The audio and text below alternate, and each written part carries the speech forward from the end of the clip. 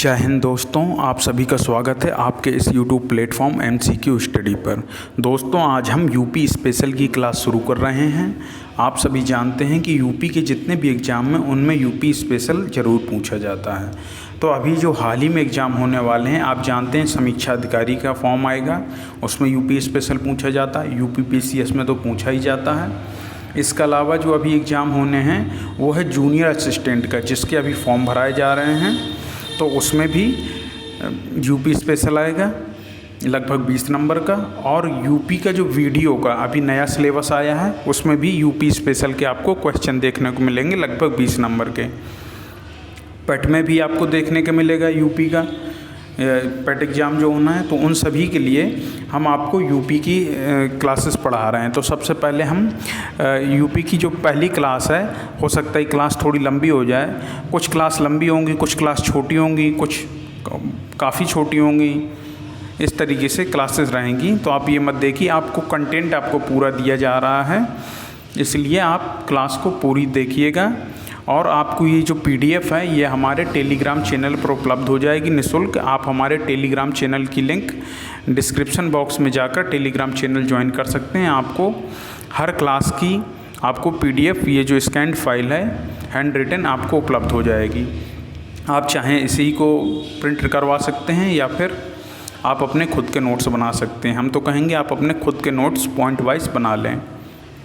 तो दोस्तों, अब हम आज की पहली क्लास जो शुरू कर रहे हैं, इसमें क्या है, इसमें हम यूपी के इतिहास के बारे में बात कर रहे हैं। लेकिन यूपी का जो इतिहास है, हम बात कर रहे हैं यूपी के प्राचीन भारत के समय का जो इतिहास है उसको डिस्कस करेंगे। अगली क्लास में मध्यकाल में जो यूपी का इतिहास रहा उसे डिस्कस करेंगे। फिर आधुनिक काल में यूपी का क्या रोल रहा उसको डिस्कस करेंगे।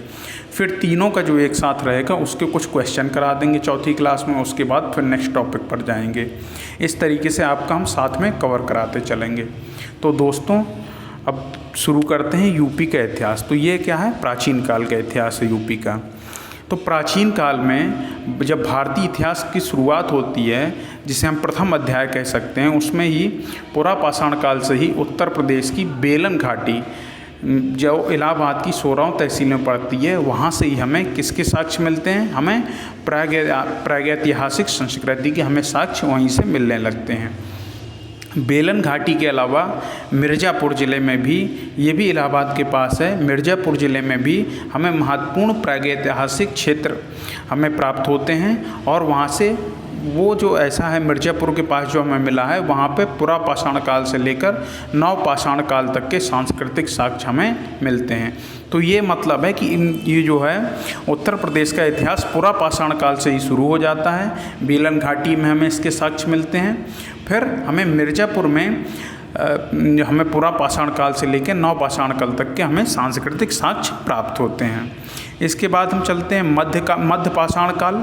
मध्यपाषाण काल जो है यूपी की गंगा घाटी में प्रागैतिहासिक मानव की सांस्कृतिक अवस्थाओं के हमें साक्ष्य मिलते हैं। कहाँ पर, यूपी की गंगा घाटी में हमें मध्यपाषाण काल के साक्ष्य प्राप्त होते हैं।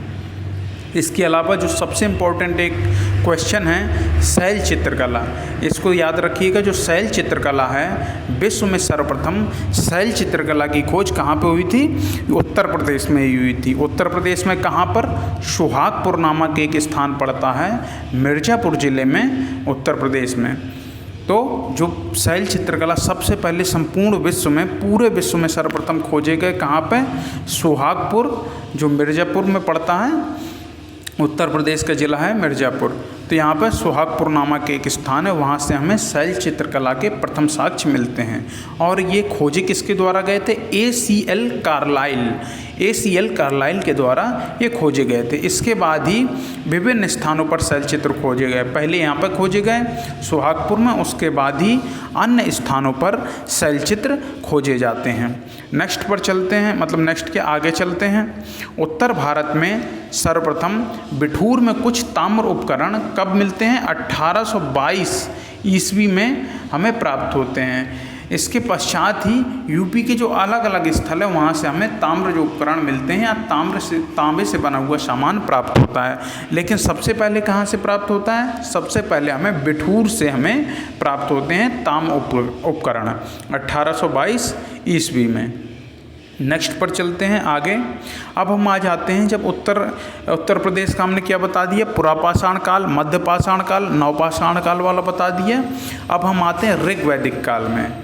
ऋग्वैदिक काल में भी उत्तर प्रदेश अपनी एक महत्वपूर्ण भूमिका अदा करता है। क्या करता है कि उत्तर प्रदेश में एक कबीला था जिसका नाम क्या था, किब्री कबीला कहते हैं। किब्री कबीला जो था, और ये कहाँ पर स्थित था, वर्तमान में इटावा जनपद में किब्री कबीला स्थित था। इसने क्या किया था, आप सभी ने नाम सुना होगा दशराग युद्ध का, जिसमें 10 राजाओं ने जो भरत जन के साथ युद्ध किया था।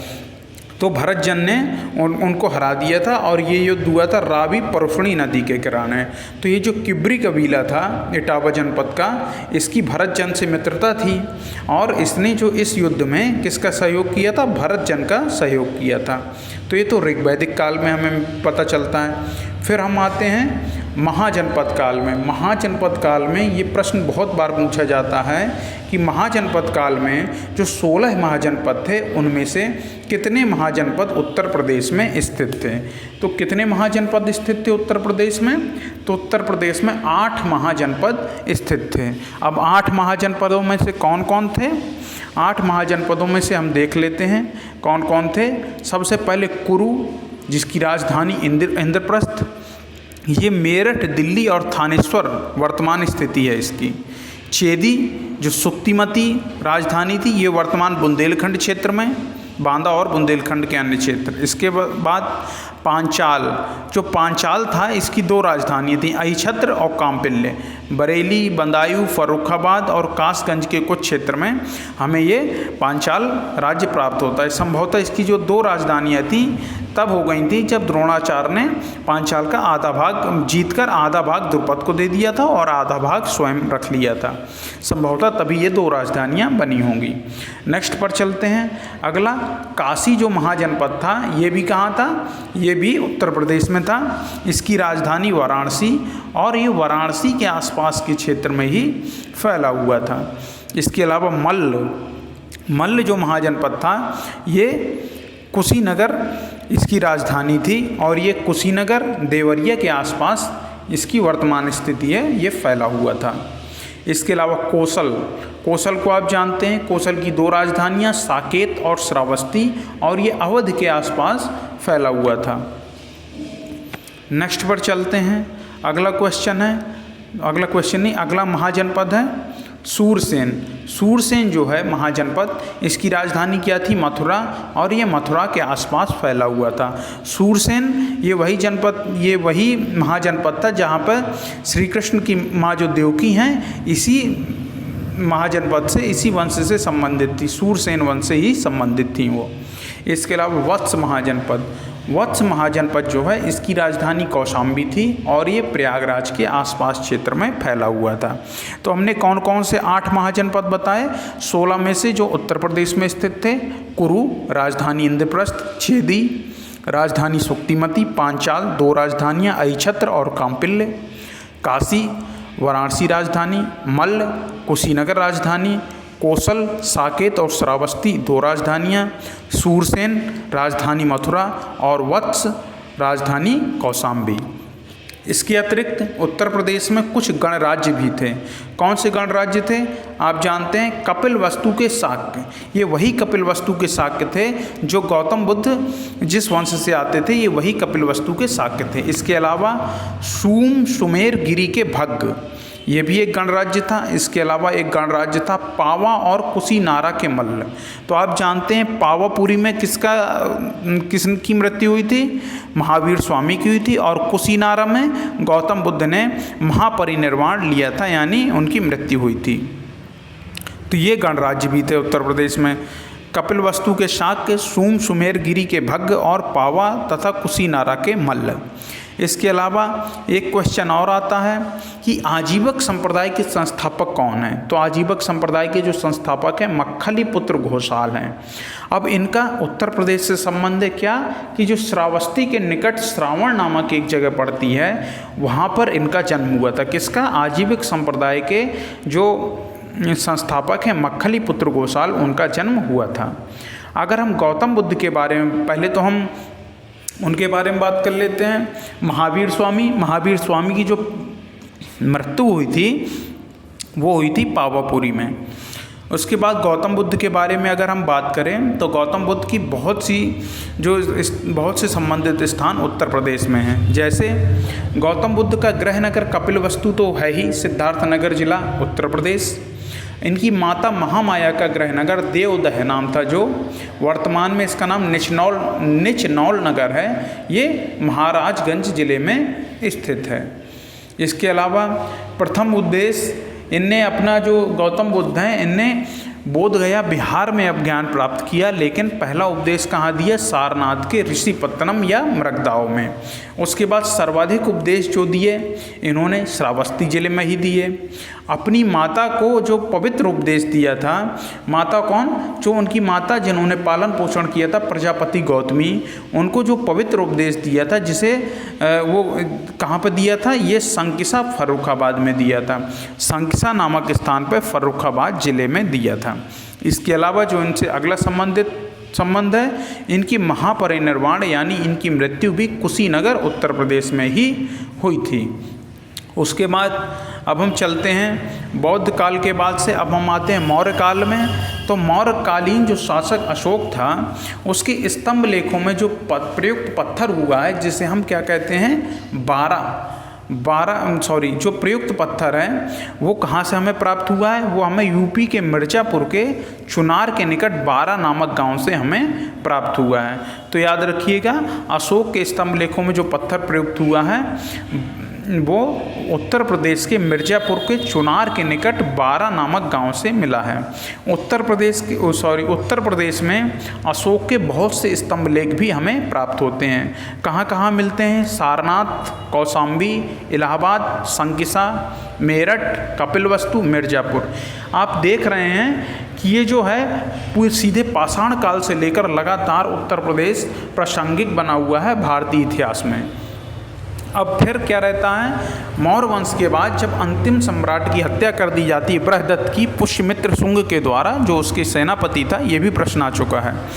तो फिर क्या करते हैं? जो शुंग वंश के शासक हैं वो अपनी राजधानी अयोध्या उत्तर प्रदेश में ही बनाते हैं। और पतंजलि, ये प्रश्न भी आता है कि पतंजलि किसके दरबार में थे? तो पतंजलि हम बताएंगे पुष्यमित्र शुंग के दरबार में थे पतंजलि।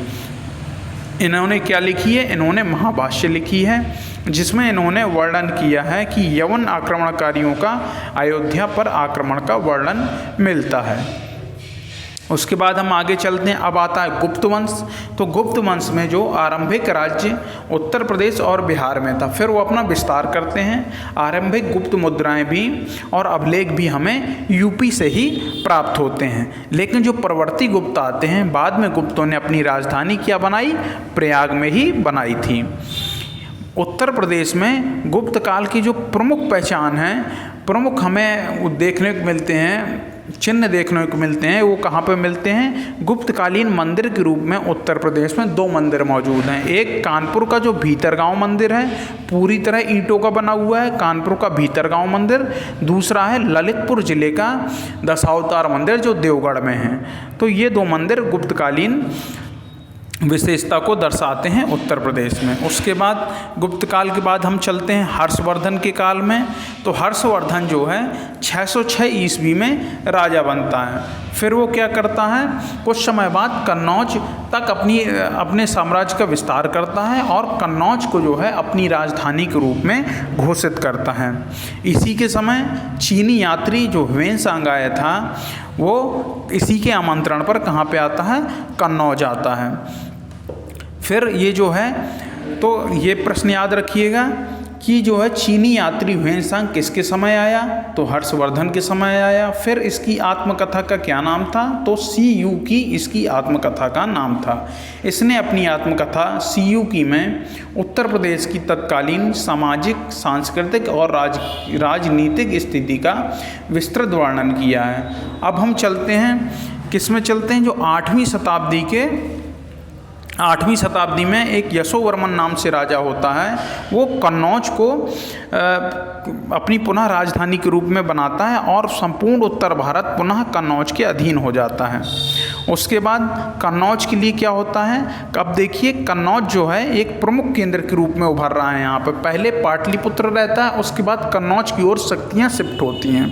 तो कन्नौज को क्या कहते हैं, इत्र नगरी के नाम से कन्नौज जाना जाता है। और कन्नौज में कहाँ पर पड़ता है, उत्तर प्रदेश में ही पड़ता है। तो कन्नौज के लिए त्रिपक्षीय संघर्ष या त्रिराष्ट्र संघर्ष शुरू हो जाता है। तो कन्नौज जैसे महत्वपूर्ण शहर के लिए 3 प्रमुख शक्तियाँ कौन कौन सी, बंगाल के पाल, उज्जैन के प्रतिहार और कर्नाटक के राष्ट्रकूट, ये तीनों लड़ाई शुरू करते हैं। और ये संघर्ष काफ़ी लंबे समय तक चलता है। अंततः क्या होता है, इसमें प्रतिहार विजयी होते हैं। कौन, उज्जैन के जो प्रतिहार हैं वो विजयी होते हैं। और नागभट्ट द्वितीय के समय उज्जैन के प्रतिहार विजयी रहते हैं। तो नागभट्ट द्वितीय ने कन्नौज में प्रतिहार राज्य की स्थापना कर देते हैं। फिर कन्नौज में क्या करते हैं, प्रतिहार राज्य की स्थापना कर देते हैं। तो प्राचीन काल के बाद फिर क्या है, पूर्व मध्य काल में एक तरीके से कहा जाए, हम जब शुरू करते हैं तो वहाँ पे हमें क्या देखने को मिलता है, कन्नौज के लिए हमें कन्नौज में किस वंश का शासन देखने को मिलता है, गढ़वाल वंश का हमें शासन देखने को मिलता है कन्नौज में। आप गढ़वाल वंश को अच्छी तरह से जानते होंगे। जयचंद इसका अंतिम राजा रहता है। गढ़वाल वंश का अंतिम राजा कौन रहता है, जयचंद रहता है। जयचंद की मृत्यु कौन से युद्ध में हो जाती है, चंदावर का युद्ध होता है जयचंद का 1194 ईस्वी में, जब मोहम्मद गोरी तराइन के पहले युद्ध में तो हार जाता है पृथ्वीराज चौहान से, लेकिन दूसरे युद्ध में पृथ्वीराज चौहान को हरा देता है। तो 1192 ईस्वी में दूसरा युद्ध हुआ था। उसके बाद फिर ये जयचंद से लड़ाई करता है 1194 ईस्वी में। कहाँ पर, चंदावर नामक स्थान पर। चंदावर कहाँ पे है, उत्तर प्रदेश के फिरोजाबाद जिले में ही पड़ता है चंदावर। तो चंदावर नामक स्थान पर युद्ध होता है 1194 ईस्वी में। और उस युद्ध में किसकी, जयचंद की मृत्यु हो जाती है, जयचंद गढ़वाल की मृत्यु हो जाती है। तो यहीं से जो है ये प्राचीन भारत में जो उत्तर प्रदेश का योगदान यहीं पे पूर्ण होता है। अब दोस्तों, अब हम जो है अपनी नेक्स्ट क्लास जो पढ़ाएंगे उसमें मध्यकाल में उत्तर प्रदेश के योगदान के बारे में बात करेंगे। वो क्लास ज़्यादा से ज़्यादा 5-10 मिनट की होगी, क्योंकि मध्यकाल में थोड़ी उत्तर प्रदेश का कम वो रहता है, क्योंकि मेन जो रहता है दिल्ली में ही पावर रहती है। लेकिन दिल्ली से सटे हुए जो क्षेत्र हैं वो उत्तर प्रदेश के हैं, तो उनको हम देखेंगे। आगरा राजधानी रहती है बीच में, फतेहपुर सीकरी के बारे में भी रहता है, तो उन सब के बारे में भी हम जानेंगे। तो दोस्तों, आप लोग को ये क्लास कैसी लगी, आप लोग इस कमेंट सेक्शन में ज़रूर बताइएगा, अपना फीडबैक दीजिएगा। और आपको अगर ये वीडियो अच्छा लगा हो तो आप इस वीडियो को लाइक करिए, कमेंट करिए, शेयर करिए, जिससे ज़्यादा से ज़्यादा लोगों तक ये क्लास पहुँचे और उनको भी इसका फ़ायदा हो सके। और दोस्तों, ये जो PDF है हम आपको अपने टेलीग्राम चैनल पर उपलब्ध करा देंगे, आपको निःशुल्क वहाँ से मिल जाएगी। आप हमारे टेलीग्राम चैनल को ज्वाइन करके PDF प्राप्त कर सकते हैं। और दोस्तों, अगर आपने अभी तक इस YouTube चैनल को सब्सक्राइब नहीं किया है तो प्लीज़ सब्सक्राइब करके बेल आइकन ज़रूर दबा दीजिए और इस वीडियो को ज़्यादा से ज़्यादा शेयर करिए, जिससे ज़्यादा से ज़्यादा लोगों तक ये वीडियो पहुँच सके। तो ये UP की पहली क्लास थी, UP स्पेशल की। अब हम नेक्स्ट क्लास जब करेंगे, अब ये कोई निश्चित नहीं कि हम आज ही दें या कल दें या 2 दिन बाद दें, ऐसा कोई निश्चित नहीं है। हम जल्द से जल्द जब भी हमें टाइम मिलेगा हम आपको क्लास उपलब्ध कराते रहेंगे। इसलिए आपसे कह रहे हैं कि बेल आइकन ज़रूर दबाइए, जिससे आपको हमारे आने वाले वीडियोस का नोटिफिकेशन समय समय पर मिलता रहे। तो दोस्तों, अब हम आपसे नेक्स्ट वीडियो में मिलते हैं। जय हिंद, जय भारत।